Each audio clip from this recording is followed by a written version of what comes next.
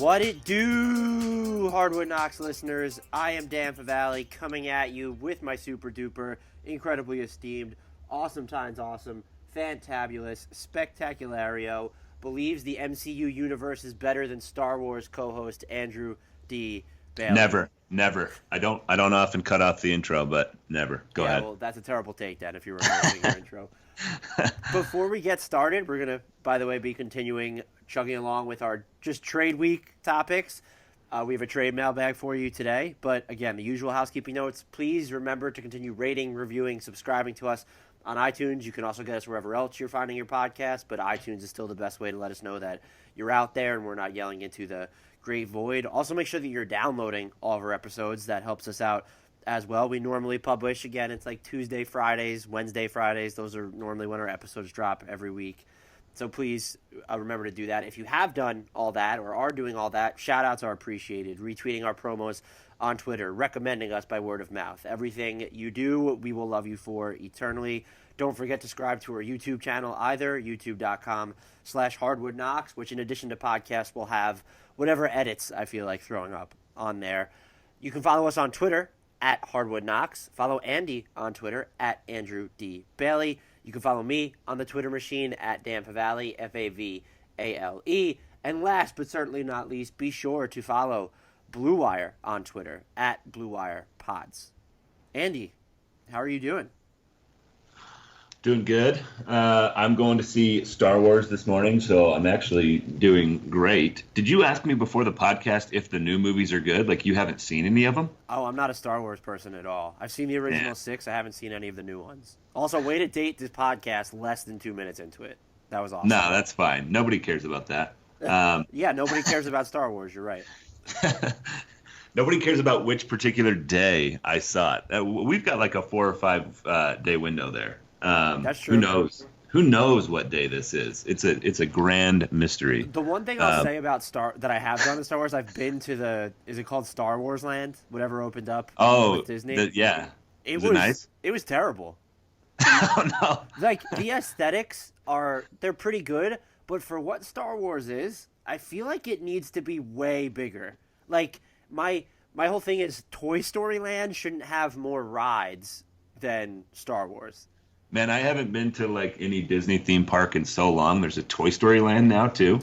Yeah. So my wife is like a big like Disney, and I like Disney too, but she's like I guess I'll call her a Disney nut. I could say enthusiast, but I'm going to say nut. So we've gone, and look, it's nice to look at the Star Wars stuff, and she's not really a Star Wars person either, but it was just relative to what Star Wars is supposed to be, it's a major letdown. Like, for Harry Potter, which is also better than Star Wars, they oh goodness. Okay, keep going. They open up like 2 additional parks in Universal, and then for Star Wars, it just felt like Disney was rushing this out or something, because it was nice to look at, but there just wasn't much to do or much to really see.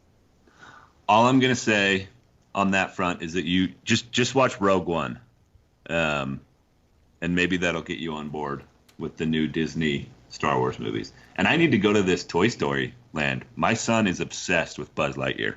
Well, your son is a genius. That's why. So maybe we need to find that. He already has one big plastic Buzz Lightyear, a small plastic Buzz Lightyear, and Shelby just got him like a huge plush Buzz Lightyear for Christmas. So he's going to be well stocked on that front. Yeah, you definitely need to take him there then. So, and that doesn't actually sound like enough Buzz Lightyear, so that might want to be something that you work on. He needs more Buzz Lightyear in 2020. Keep beefing that up. Yeah, I think that's probably a good call. This is a basketball podcast, apparently, though. So it's not a theme park movie review podcast. So I was going to see first, before we got to the mailbag, whether you had any nominations for just surprise trade candidates that aren't, we're talking about Marcus Morris, we're talking about Kevin Love, whether there are any names that stand out to you that could be moved, maybe not definitely be moved, but just names that might surprise people or are just a little bit more under the radar when looking at potential trade candidates. Yeah, I don't know if these guys are surprises. Maybe under the radar is probably a better way to describe the ones that I picked. One guy that I'm real curious about is Marvin Williams from the Charlotte Hornets. Okay. He's been with Charlotte now for 5 or 6 seasons. It's kind of hard to believe how long he's been there, but he's a solid defender. He shoots the three pretty well. This season he's at 41.7% from three. Year after year after year, he's right around a block and a steal per game, although those numbers are a little bit down this year. If you're bringing him in to be kind of what he's been on Charlotte, just like a bench guy playing 15 to 20 minutes a game, I think that's somebody who could really help a good team. And then I've got a couple of Nuggets youngsters with Malik Beasley and Juan Hernangomez, who both have been sort of in and out of the rotation this season. The one that surprises me more there is Beasley. Like he was very good for them last season, so I'm a little surprised at what's happened to him this year. But I think that's an indication that Denver, they might be willing to move either one of those guys. And I think the Nuggets, we've probably talked about this before, but they have 10 or 11 guys that are legit NBA rotation players. It's just hard to play that many guys. So Denver's primed for a consolidation trade, and I think Beasley and Hernangomez are probably the way to go there. And then my last one, the Pelicans are definitely need to be in seller mode as we enter trade season now, and the names that are most often going to be brought up, and rightfully so, are Drew Holiday and JJ Redick, maybe Derek Favors. But I think Etuan Moore is a guy who could probably still help a team out. Let's see where he's shooting from three this season. He's at 38.6% from three. He shot 43% last year. Career 39% guy. He's not going to play a big role, kind of like what I said with Marvin Williams. If he's just playing 15, 20 minutes a game off your bench and he can provide that shooting, I think he's another guy who could be really interesting on a bunch of teams. Yeah, he's always – it felt like even at the beginning of the year when people thought the Pelicans might contend for the playoffs, he kind of felt like a name that would just be traded because – but they really don't have again, when you think about it, like they have Kendrick Williams, they have Brandon Ingram, but they don't have actually a lot of wings. Maybe you consider Josh Hart a wing, that's fine, but even then – there aren't a ton of names. Maybe Lonzo Ball is a wing too, by the way. Yeah, I mean they might have to classify him as that, but if you use him like a wing, he has zero value to you on the offensive side of the ball. So the Nuggets, we talked about them at length in the last podcast, but the more I think about it, I know that Woj said they kind of view Michael Porter Jr. as untouchable. If I were them, and I know they probably need another wing stopper, but I think Drew Holiday can guard up enough where he would qualify. I'm wondering if they should go like Plumlee, Harris, Michael Porter Jr., and like Malik Beasley, or maybe a 2022 first round pick would make more sense for both Redick and Drew Holiday. That seems like a trade that could be fair for both sides. Maybe New Orleans isn't getting enough there, so you could include Beasley and that first round pick. But if you're the Nuggets and you view yourself as title contenders now, that would be a super interesting trade because I feel like they need a shooter in general, and then JJ Redick is just amazing when it comes to that stuff. And then Drew Holiday is a better defender overall than Gary Harris, but I don't know if you actually end up losing a little juice because you trust Harris more to defend wings, and I don't think you do because they are about the same size, and Holiday is stronger than Harris. The Nuggets are my favorite Drew Holiday destination right now. Because like you said, he's about the same size as Gary Harris. And I was very much in on Gary Harris. He had a season, seems like it's been 2 seasons ago now, where it was like his breakout, and it's just kind of all been downhill since then. Yeah, in 17-18, he averaged 17.5 points per game, shot 40% from three. Then he dropped all the way down to 13 last season. This season, he's at 11. His three-point percentage is just kind of hovering around average over the last 2 seasons.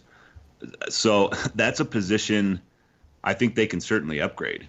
And I would love to see Drew Holiday in sort of that cut-heavy system that the Nuggets have. Jokic, hitting him for open threes, hitting him off those cuts. I think he fits really, really well, and he upgrades their short-term ceiling. We've looked at them, I think most people, as that consolidation trade team for a long time. And before the Beal extension, the obvious one was Beal as something that they could potentially chase. I don't think Drew Holiday's quite on Beal's level, but he might not be far off. And I think maybe if we focus more on the defensive end, maybe there's an argument that he's better. Is that crazy? Better than Bradley Beal? I would probably say no. I mean, Bradley Beal's like shooting and just offense seems like it's on a different plane, but it's close. I mean, Drew Holiday's a top 25 player when he's playing his best basketball, and he would help the Nuggets. I would think in theory their half court offense too, which has struggled this year, just as another guy who can create his own shot. Yeah, for sure. Some of the names that I was thinking about, and those are all good names. Mine was one of the ones that sprang to mind for me was Thaddeus Young. Not playing too many minutes with the Bulls, and the final year of his contract of his 3-year deal is non-guaranteed. So if you're a team, you can acquire him and know if you have 2021 cap space plans, he doesn't have to mess with that. And the destination I kind of thought of was the Mavericks. We talked about Andre Iguodala for them, but what if they just used Courtney Lee and a second-round pick? I don't know if you would give up the Warriors one in that scenario for Thaddeus Young. His offense he's never been the best offensive player, but he's only shooting 44.8% on twos this year.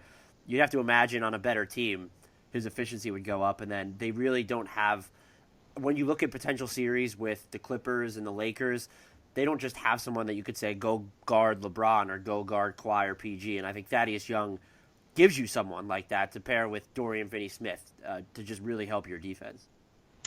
Yeah, I think that's interesting. I've kind of locked myself into the Iguodala Maverick scenario, but if they can't pull that one off, I think Thaddeus Young would be really interesting there for sure. Speaking of Iguodala, the other name I had was Jay Crowder. I thought he would be mentioned more for trade purposes, and also was maybe in conjunction of the Iguodala stuff, because I don't know.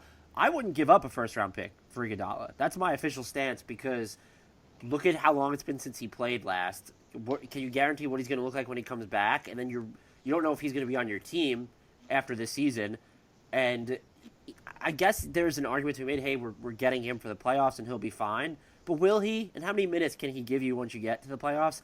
So why not go, you just expand the trade to include Jay Crowder. And yes, you're dealing with more money then, but maybe that's how Memphis gets its first-round pick. And the salary together isn't impossible to move between them. It's like $25 million, $26 million. But even as a standalone guy, I thought Jay Crowder would be generating more trade buzz than he is now. I know he's not shooting well from three, but just as someone that you can put on those bigger wings defensively.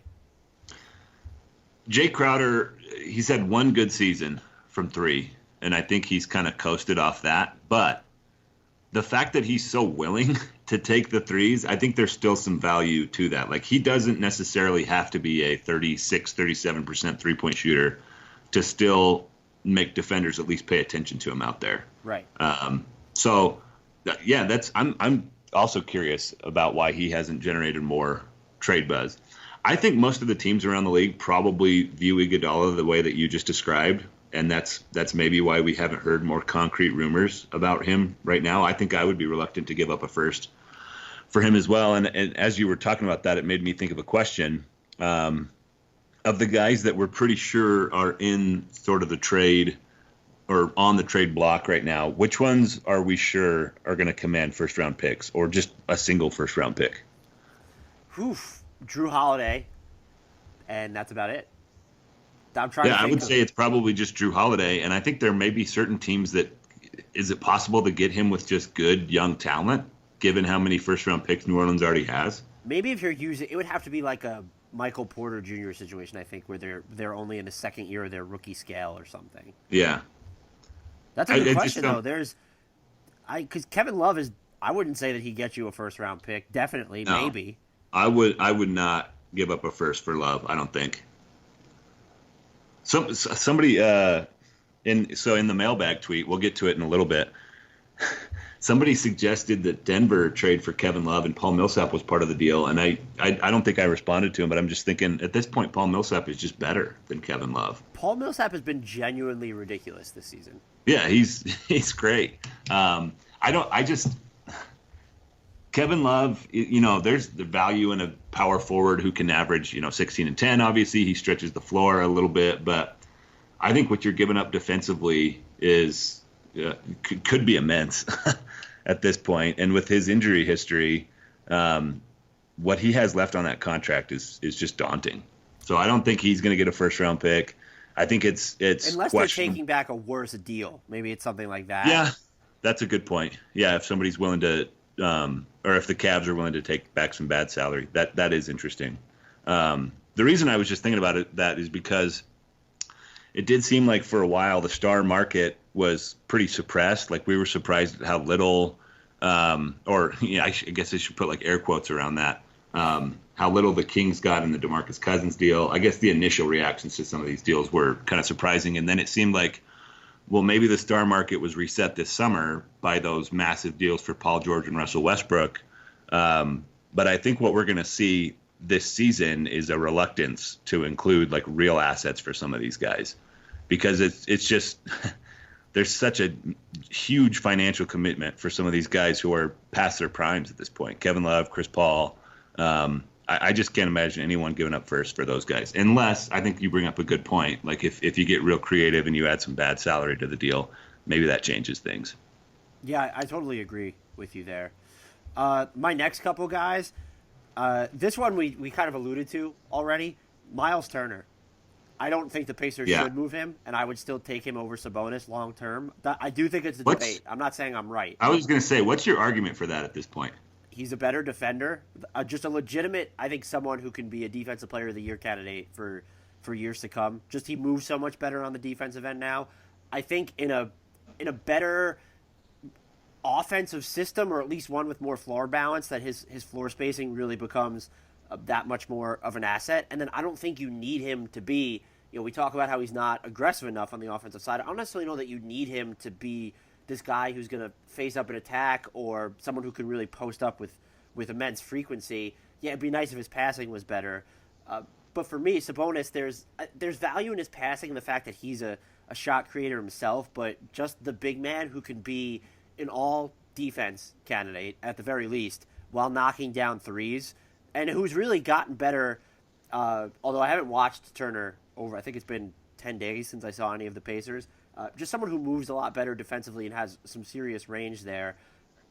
That, to me, holds more value long-term because you know how much I value fit, and I do feel like it's easier to fit Miles Turner into most teams in the NBA than it would be Sabonis. Well, I think that's all fair. I think Turner's defensive upside is certainly higher. I mean, when he's locked in, he's a great rim protector. His shot block numbers have been great over the last few seasons. There is the potential to be a stretch guy. This is going to come as a shock to you. I love the passing big man archetype, and I think Sabonis is clearly that. I think he helps an offense so much more than Turner does because he can stretch the floor out a little bit too. I think we're starting to finally see a little bit of pushback against have everybody go stand out at the 3-point line and shoot threes. There's been some push from teams around the league to sort of revive the post game. I think Sabonis is at the forefront of that. And I just think he's been better this season than Miles Turner. And maybe it's silly to base a trade off who's doing more in the first third or close to half of one season.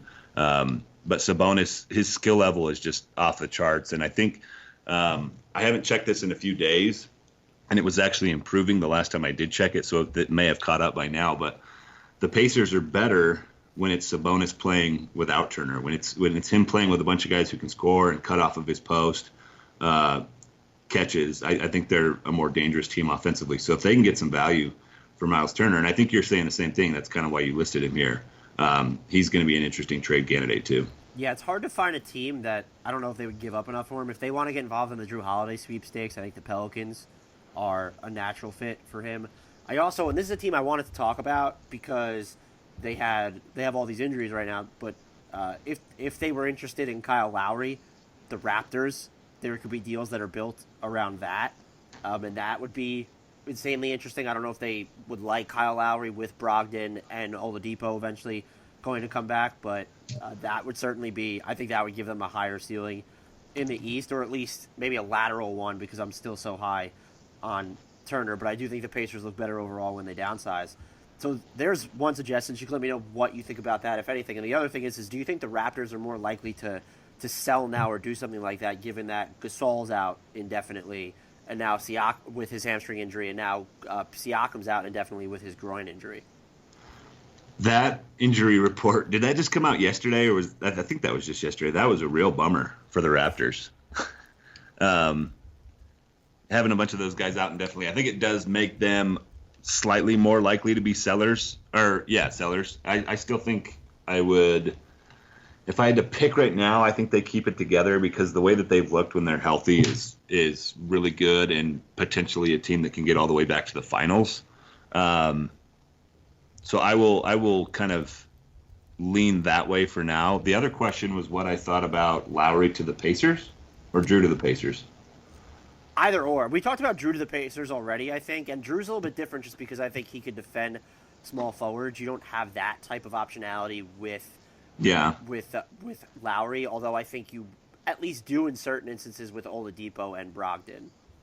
Yeah, then in that case, it's Brogdon and Oladipo who are the guys that are playing up a position. So I don't mind it. I could get behind that either way. I think I'm a little bit worried about size in both of those scenarios because it's nice to have positionless basketball and have multiple playmakers and all that. But there's still the like if you go up against Boston in the Eastern Conference playoffs, they have switchability in positionless basketball too. It's just that all their positionless guys are like 4 or 5 inches taller than yours. So that would be a problem. But I don't hate the fit on either of those potential trades that you laid out there. Basically, though, Miles Turner in Toronto with Siakam would be my business. That would be cool. That gets into what. I had one. Oh, go ahead. Go ahead. I was going to say that gets into would they sacrifice 2021 cap space and yeah. If you were going to say we're not going to re-sign Van Fleet, then all right, they're still fine. But I would be very interested in seeing a Turner Siakam front court. Is all I'm basically saying. I don't know how the rebounding would be. I was just going to ask you that very question. How does that team rebound? And like sort of dovetailing off that, how do we feel about Turner's rebounding in general? There's like this new thing where the stretch bigs just don't rebound at all. Turner's averaging like 6 boards a game. Jaren Jackson's rebounding numbers, he's at 4.7, which is like kind of shockingly low. I like stretching out to the 3-point line, and I guess there's ways to make up for not having your big around the rim to grab those rebounds.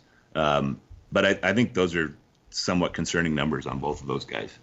You definitely want your bigs to rebound more, but part of it with Turner for me is he plays a lot of his minutes with another big, and if you're going to be the one that's on the perimeter, you're rebounding even defensively. I feel like your rebounding chances just aren't going to be as high, and even now I'm looking, Sabonis has almost double the amount of rebounding chances per game of Miles Turner, and I mean their minutes are somewhat similar. So he's not going to have that luxury with Toronto, though. Right, that's what I mean. You have Siakam still, but I get you there, and you do still have Gasol there right now, but maybe you wouldn't after this season. So I wonder if Gasol is one of those non-rebounding bigs at this point too. I haven't paid close attention to his rebounding numbers, so I'm going to look it up. He's at 6.6 in 28 minutes, so it's not terrible. 8.5 per 36. But still, it is interesting to me to see all these big guys just spending so much time on the perimeter. Even though, I mean, I should be used to it by now. It's been the trend for a few years. It's still just the rebounding numbers that are taking some getting used to for me. Right, and look, there's also the de-emphasis on offensive rebounding too. So that's true. Yeah, that definitely contributes. And look, Miles Turner's not. I wouldn't call him a plus rebounder for his position. So there's certainly that to consider. Another player, though, moving on, unless you have another fit, I would love to see Miles Turner in San Antonio, but they don't have dick to offer. Like, they just don't. They don't have any. I don't know. The thing about San Antonio is they need to be sellers. They got to try something, but they keep winning games like every 2 or 3 games, and in the West, that's just enough to lurk around the 8th spot. And I'm afraid that they're going to stay just close enough to 8 to talk themselves into, we're fine. We're still going to make the playoffs. And I don't think that's the way that they should be going. But anyway, I cut you off again. Go ahead. It would be even funnier if they made the playoffs and then won that series against the Clippers and the Lakers. That would be incredible. Yeah. A couple other names I had here. This one we loosely talked about as well. And it's starting to it's not so much under the radar anymore, but with the way the Timberwolves have been playing, Robert Covington. My question to you on this would be, because we all know what Covington does. He's one of the best team defenders in basketball. He can hit threes. I don't necessarily know that you want him dribbling, but that's fine, at least to me. Would you give up, I'm not saying primo first-round picks, but you're a contender. Would you give up a young player and a first-round pick or 2 first-round picks for Robert Covington? Maybe a young player and a first-round pick. I don't think I'd give up 2 first for him, but I do love Covington, and I guess it would depend on what the firsts are. So if it's a good team, maybe the firsts are just Well, that's a what late that was first. my logic. Like, the Hornets Yeah. shouldn't give up 2 first-round picks for Robert Covington. Yeah. So if it's a late first this season and then it's a first like 2 or 3 years from now, yeah, maybe I could talk myself into that. And you can convince yourself that Covington is the last piece. Like Covington in Dallas, I think maybe you mentioned that the last episode. The thing with Dallas is they don't really have first-round picks to offer They don't for have the equity the for someone foreseeable future. like him. That's So what Thad stood out. Yeah. That's interesting. Which team are you thinking of that has that potential package for him? Portland, I think, could do a young player in a first-round pick fairly easily for him, and he certainly helps their defense. He would help them a lot, actually. They're my favorite theoretical destination for him. In terms of other teams that might give up that, Milwaukee, maybe. They'd have a tough time getting to salary matching, and I don't know. I don't know that they need him because they have the best defense in the league, but he seems like such a easy fit for what they do, where they want to take a ton of threes, and then he's going to play his ass off on defense, and he's just another option that you have on defense. Like you don't look at them aside from their main guys with Middleton, Bledsoe, and Giannis Antetokounmpo. You don't look at that roster and say, well, they have some really lockdown stoppers on the perimeter, and I feel like he gives them that element. Yeah, he would make sense there, and I'm with you. I don't think Milwaukee is like desperately needs to make a trade. Their roster is very deep and very well tailored to Giannis right now. But I think Covington keeps that. He fits that mold. Well, if you could do it without giving up George Hill, and I'm not saying that in a vacuum George Hill is better than Robert Covington, it's just that he's been so good and important to them this season, so I'm with you. Yeah, if you could do that without giving up George Hill, because he might become uber important once Eric Bledsoe goes through his annual postseason regression, that would be something I'd look at. This team, I don't think they could do it, but I don't know that they have the young player to really make it enticing, because you're not going to do Landry Shamet. But the Clippers, I wouldn't hesitate. I know Harkless has been good for them, but I wouldn't hesitate to go for the upgrade with Covington, using him as the salary anchor and including a young player in a first-round pick. I might do that. I might do Harkless and Shamet for him if I'm the Clippers. If it was just Shamet, maybe. But and Shamet's been injured. He's had his struggles this year, though he played some really good minutes for them in their win over the Rockets on Thursday night. That's like, I don't know. I go back and forth on that. But, I mean, Covington, what makes you able to say to do that is he has 2 years left on his deal at under $13 million annually. Mm-hmm. Aren't the Clippers going to have some problems with the Stepien rule too, though? They don't commit their first-round pick to OKC until 2022. Oh, wow. I didn't realize that. So they could go a first, Harkless, and then that's where you run into the problem. I wouldn't give a first and Shamet, but is Jerome Robinson enough to get that done? Can you expand the deal a little bit to maybe do Robinson and Terrence Mann and then first round pick? I don't know, but they would be a team that I think has the incentive to do it.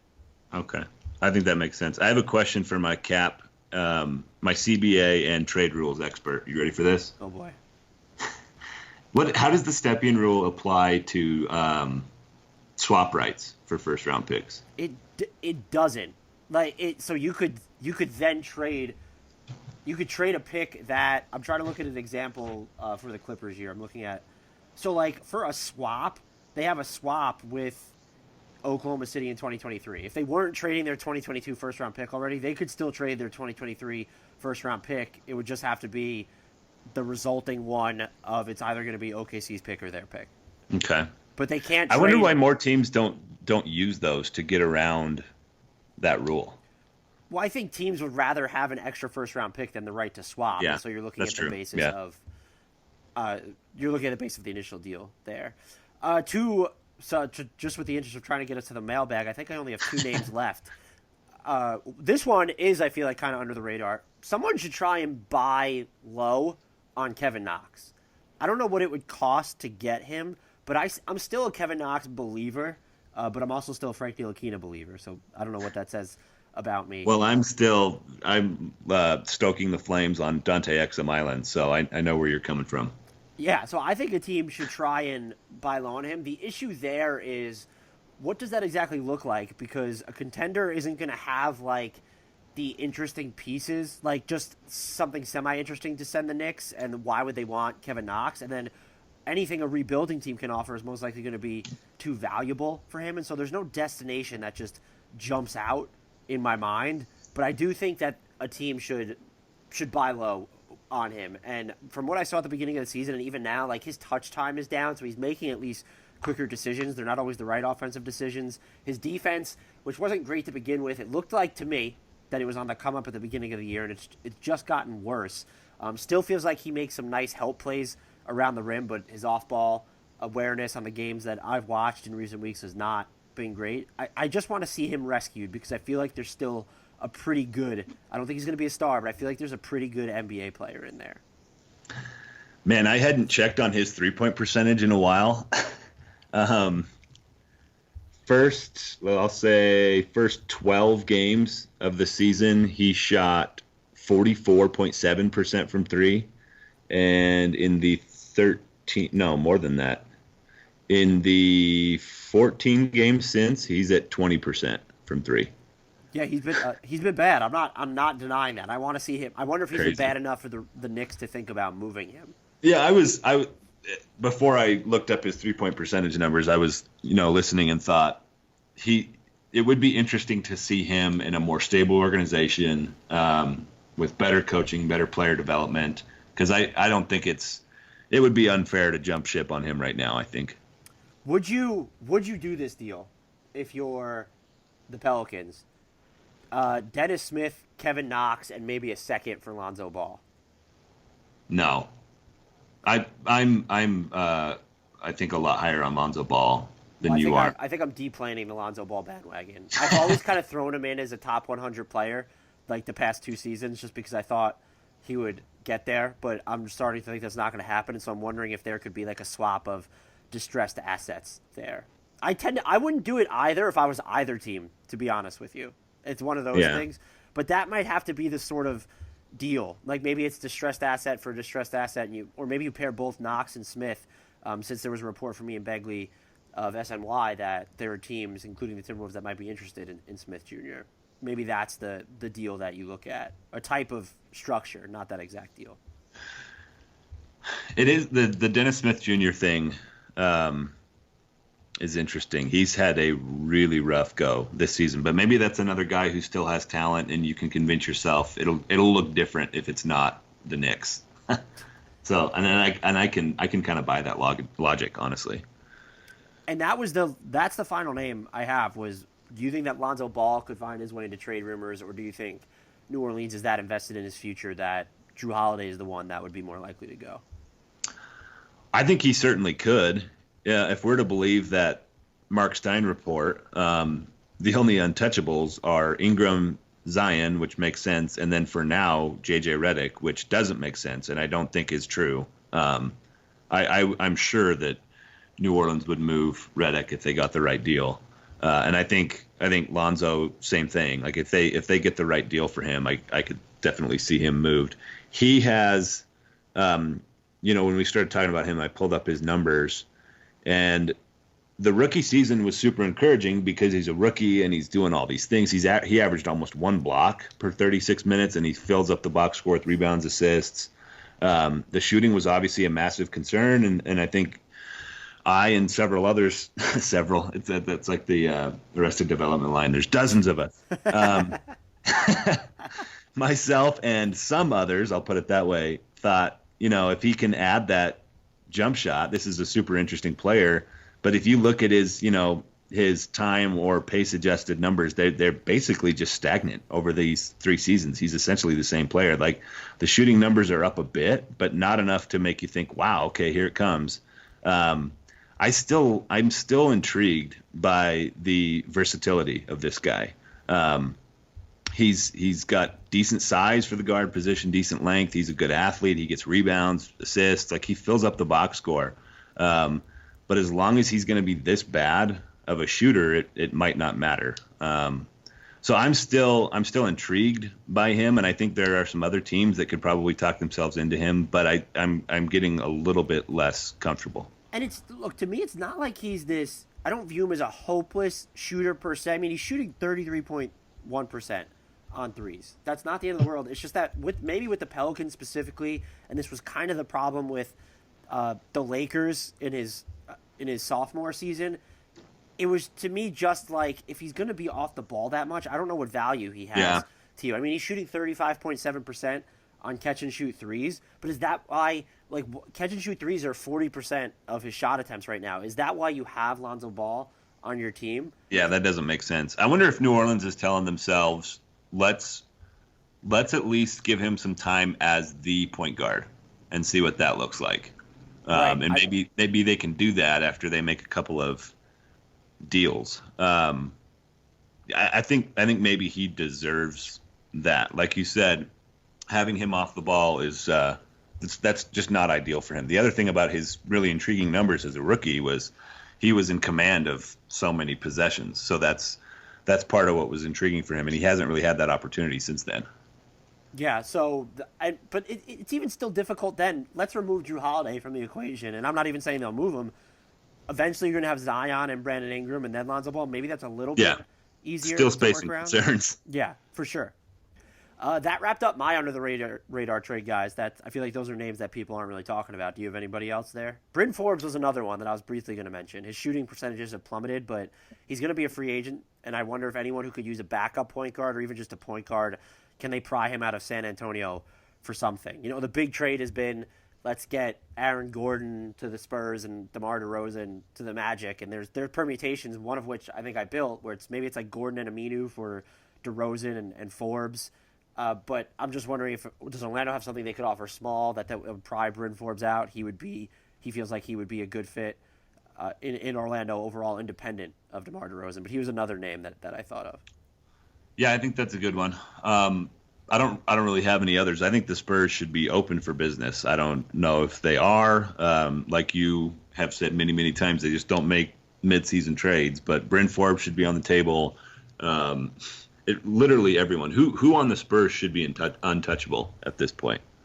I mean, DeJounte Murray, and he signed an extension, so you're not going to move him anyway because of the poison pill stuff. But he would be the guy that I would look at that you can't move. And I'm probably too, unless you're getting back a really good player, and I don't know who that player is, unless it's a Drew Holiday trade, I'm not going to give up Derek White or Lonnie Walker either. I guess I'm just saying if the Spurs make a move, unless they're going to get an impact player for DeRozan's salary, they should probably just be sellers, in which case you don't give up those young players. Yeah. I'm just ready for the Spurs to try anything different. They've made so many moves in the last 4 or 5 years that my initial reaction is just to scratch my head and say, huh? Are you ready for Avery Bradley to the Jazz? That was the trade you really wanted when we were talking the other night. Please, no. You were begging for it. No, but the Jazz do need to fix their bench somehow. That was a question in the mailbag. I was just going to say, maybe that's a good way to jump into the mailbag. At Conley World, WRLD, asks, how do the Jazz fix the bench? I'm going to let you answer that question. Is it trade for Avery Bradley? Is that the answer? No, it's not. So I guess there's a couple things. I think they should be dangling Exum in a first-round pick. I don't know what that gets you at this point. I think somebody else maybe asked, does anybody other than the Jazz's top 6 players have trade value? And the answer to that question might be no. But they at least need to be thinking about what can we get for that, because he's got a good salary matching type of a contract. And maybe the first-round pick can buoy his value enough to get somebody who's at least a rotation player for them. But I think the quicker and maybe more logical fix for their bench is to just have rotations that keep guys like Bogdanovich or Mitchell on the floor for all 48 minutes. Stagger them a little bit more. Because when you watch the Jazz and they have lineups that have Jeff Green, Georges Niang, Emmanuel Mudiay, and Ed Davis all on the floor at the same time, and Joe Ingles is the guy who's supposed to like raise the offensive ceiling of that group, good luck. You've got to have somebody who can create his own shot consistently with those kind of players. And I just don't. I don't know if the Jazz can get away with playing 4 of those bench guys at the same time as often as they have. Does that put more of a burden on the starters? Certainly. And they're already dealing with health problems with Mike Conley, so it becomes more difficult to do these things. But I think the quickest fix is just to try to avoid those all bench minutes as much as you possibly can, because they are just getting destroyed when that happens. Is there like an ideal archetype, prototype player that you would like to see added to their bench? Well, I think you mentioned over and over that the loss of Jay Crowder, I think, was going to be a bigger deal than people realized. So I think maybe they need another one of those sort of combo forwards who doesn't necessarily have to be like a lights out shooter, but somebody who can at least command some attention out there. And I know, that's kind of the kind of player that every team wants right now, so they're not super easy to come by. But I'm just thinking, somebody in that like 6'6", 6'7" range can guard a bunch of different positions and is at least willing to take some threes. Yeah, and honestly, I don't know who that is. Besides, like, I don't think they have the assets to go get Robert Covington. I don't know. They're in a tough spot right now. Yeah, I don't know if Exum. I would say no, unless Minnesota really liked Exum. I don't know that Exum in a first would get you Robert Covington. I'm trying to think if there's anything else they could attach, and they really can't because they gave up this year's first round pick already. You know what I keep seeing from a couple national people is Bojan Bogdanovic in trades, which is just crazy to me. Yeah, I don't. For who? I think it was. I can't remember who it was. I read somewhere a Bogdanovic, and it was like Bogdanovic and Exum and a pick for Kevin Love, and I was like, "What? Are you kidding me?" Those deals don't make sense to me. Bogdanovic has been like one of the brightest spots of the season for the Jazz. He's not going anywhere. He's probably been their most consistent player. He's definitely been their most consistent offensive player. I don't think there's any question about that. Look, here you go. Donovan Mitchell and Dante Exum for Robert Covington and Filler, and then you're there. Have you seen the Get Out gif? That's one of my favorite gifs ever. The like old-timey black and white guy who just points and says "Get out." No, I'm pretty sure you sent some version of that to me a few times in a text message whenever I tell you that the Jazz I'm telepathically sending that to you right now. All right, let's see if we can find some more questions. We actually spent a good chunk of time on our under the radar targets, so maybe we'll have to save some of these for another mailbag. At BRG Red, he asks if will the Hawks unload Jabari Parker? I guess they could, because in theory, if right now I guess he's kind of playing his way towards declining that player option since he's been pretty good. So you could say, hey, we'll trade him and then try and re-sign him again since we'll have a ton of cap space. But at this point, it might be more valuable just to keep him with you so that you have that inside track. Not a lot of your players look like keepers right now. I think there was a report, I'm trying to remember who said it, but there was that report that said the Hawks could be sneaky buyers. And so maybe if you're trying to buy something, but I don't look at them. They have contracts that are good salary anchors, but the sweeteners they would include, at least tangible sweeteners, when you look at the players on their roster, it's kind of tough sledding because there's not – who's interested in Cam Reddish? Who's interested in DeAndre Hunter? And what are you getting for those guys? Are you willing to give up even Kevin Huerter in a deal?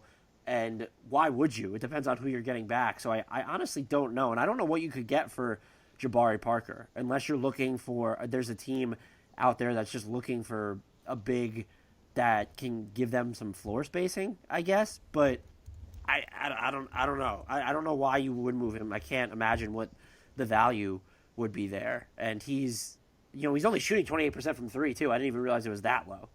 60% on twos though. Yeah.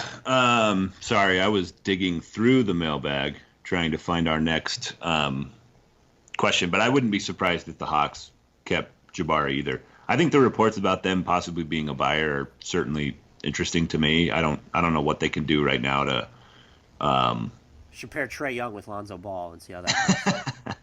Make them any kind of like a legitimate threat this season. So they're interesting. I guess they should at least be exploring the market for what they can get for Jabari Parker. I will always be a Jabari Parker Island resident. I've got dual citizenship. What's the next step after dual? I've got citizenship in America. Citizenship. Try citizenship in the United States of America, Dante Exum Island, and Jabari Parker Island. I'm giving up my stock in Michael Beasley Island. It'll shock you to hear that. Elliot Wood at Elliot Wood 5. What's the realistic trade value for Andre Drummond? Is it weird that I don't know? Because I don't know either. Because the center market is so weird. Right. Yeah. And it's like threefold, really, because it's who needs a big that's making $27.1 million, and who needs a big that's making that much money and approaching free agency in another long-term deal. I think the best they could hope to get for him, in my opinion, would be salary filler, expirings, and then a first. I honestly don't think that they would get more than that. Did you read the James Edwards athletic piece about the Pistons' approach to trade season? I did not. It's interesting. He says Drummond could be on the table, which is, I think, the first report anywhere that I've seen that said in a somewhat concrete way. He also said that his next contract could be in the 20 to 25 million range. He's not expecting a max. I don't know who gives him that this summer. I was going to say maybe that's Atlanta? Probably just the realistic outlook for him. And Atlanta, it's funny that you mentioned that. I've done a couple trade pieces in the last month or so, and that's like the only team I can get to that makes some sense for Andre Drummond. I still like John Collins more as a 5 long-term than a 4, but I think you could talk yourself into that. Collins at the 4, Drummond at the 5, Trae Young at the 1.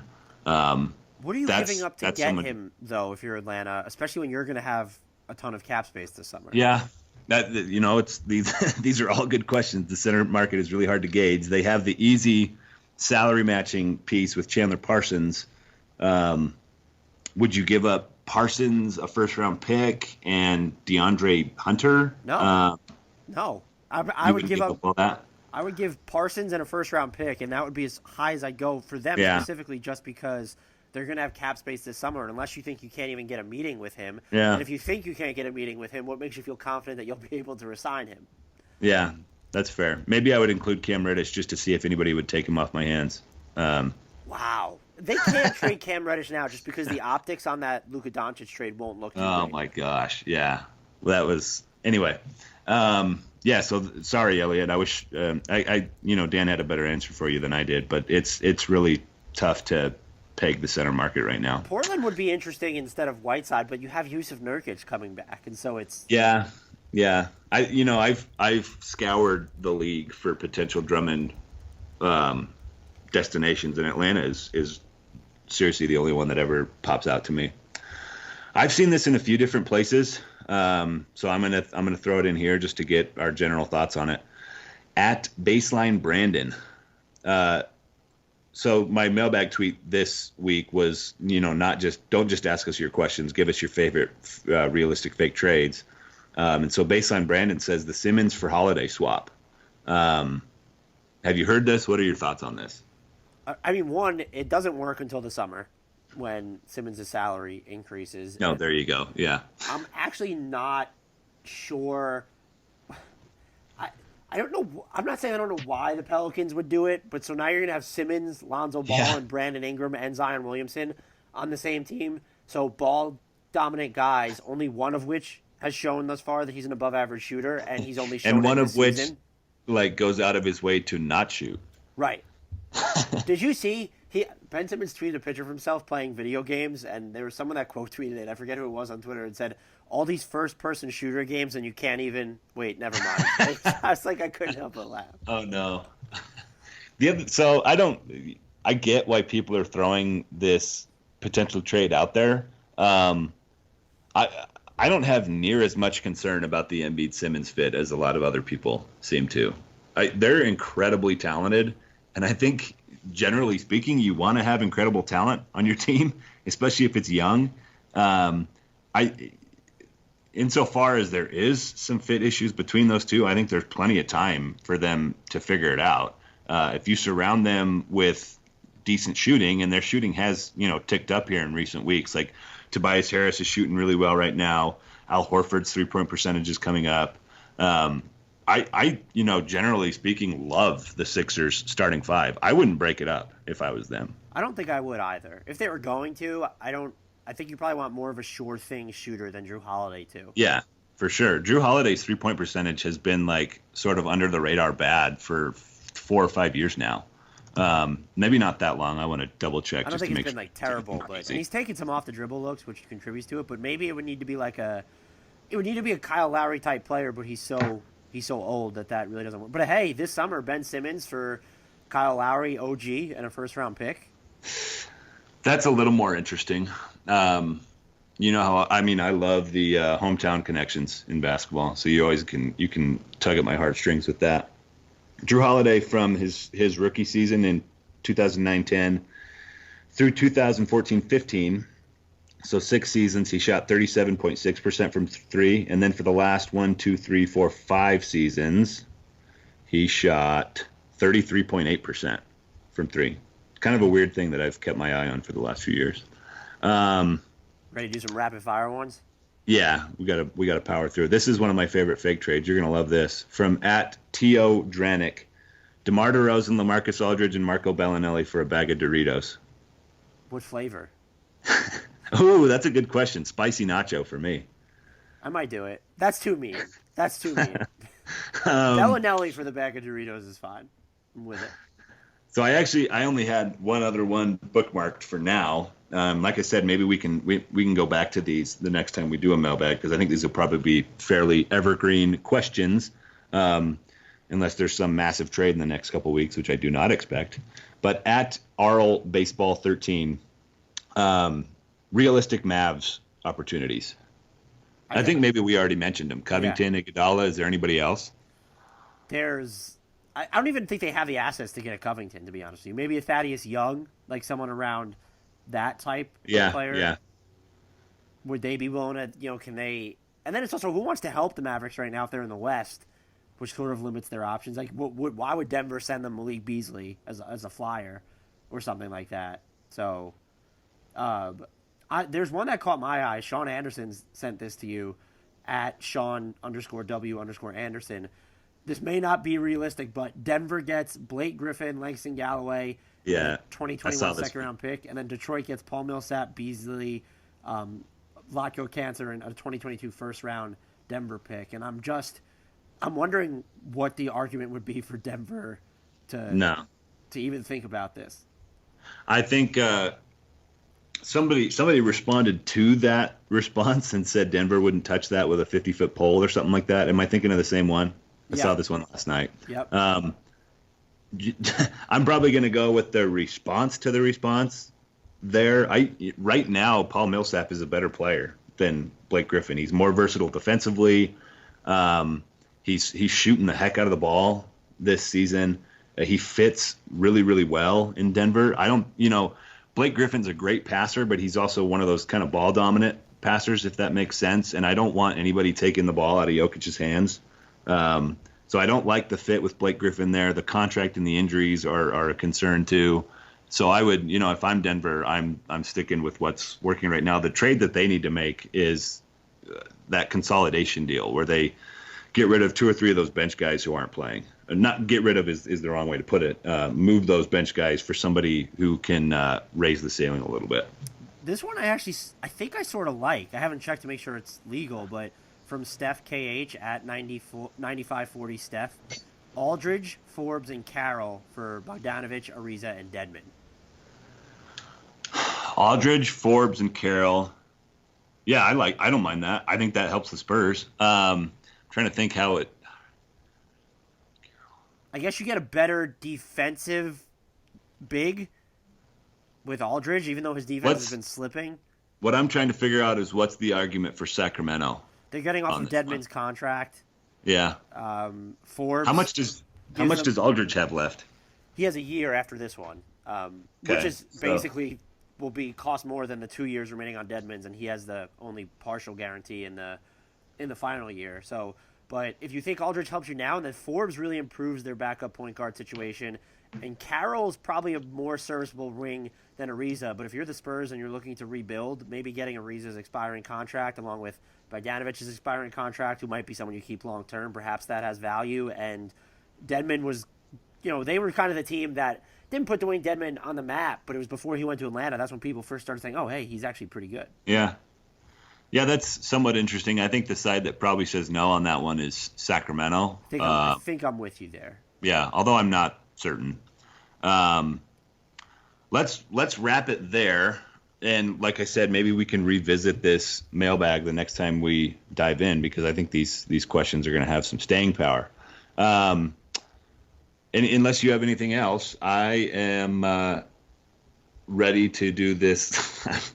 I'm sitting here still scouring the mailbag. Anyway, if you want to send us more questions, take issue with any of our takes from this morning, you can find Dan on Twitter at Dan Favale, Favale. I'm at Andrew D. Bailey.